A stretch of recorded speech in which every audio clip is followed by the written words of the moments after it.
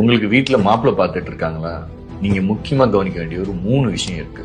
முதல் விஷயம், நீங்க பார்த்துட்டு இருக்க மாப்பிள்ளை உங்க சொந்தக்காரங்க மூலியமா வந்துருச்சு அப்படின்னா நீங்க அதை ரொம்ப கவனமா பார்க்கணும். ஏன்னா எங்கிட்ட வர்ற மேரேஜ் ஃபெயிலியர் மெஜாரிட்டி கேஸ் சொந்தக்காரங்க ரெஃபரன் பண்ணாங்க, கல்யாணம் முடிச்சிட்டோம், அதுதான் ஃபெயில் ஆகி நம்மகிட்ட வர்றாங்க. ஸோ ஏன் அப்படின்னா சொந்தக்காரங்க நீங்க நல்லா இருக்கணும் அப்படின்றது அந்த இதெல்லாம் குறைஞ்சி நீங்க எங்க நல்லா இருந்துருவீங்களோ அப்படின்ற எண்ணம் இப்ப மேலும் இருக்கு. நீங்க கண்டிப்பா அதை நிதானமா ஆராய்ஞ்சு கல்யாணம் பண்ணணும். நம்பர் 2, நீங்க பார்த்து வச்சிருக்கிற மாப்பிள்ளை பொருளாதாரத்துல மேல இருக்கலாம், கீழே இருக்கலாம், அதுல பிரச்சனையே கிடையாது.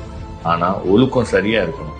ஒழுக்கம்ன்றது சரியா இருந்ததுன்னா கீழே இருந்தாலும் மேல வந்துருவாரு. ஒழுக்கம் சரியில்லைன்னா மேல இருந்தாலும் கீழே போயிடுவாரு. ஒழுக்கம்ன்ற நான் ஆழமா பதிவு பண்றது எது அப்படின்னா, அவர் ஒரு உமனேசரா இருந்தவே கூடாது. முக்கியமான பாயிண்ட்.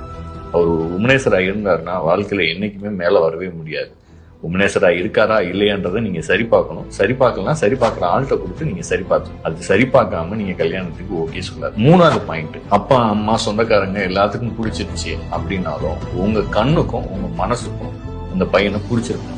சப்போஸ் உங்க கண்ணுக்கு பிடிச்சி மனசு சரியில்லைனாலோ இல்ல மனசுக்கு பிடிச்சி கண்ணுக்கு பிடிக்கலனாலோ அந்த பையனை ஓகே சொல்லாதீங்க. ஏன்னா கல்யாணம்ன்றது படம் கிடையாது, பாதியிலே எந்திரிச்சிட்டு வர்றதுக்கு. வாழ்க்கை ஃபுல்லா போகணும், கவனமாயிரும். எவன் என்ன சொன்னா என்ன, உங்க வாழ்க்கை நீங்க தான் இதை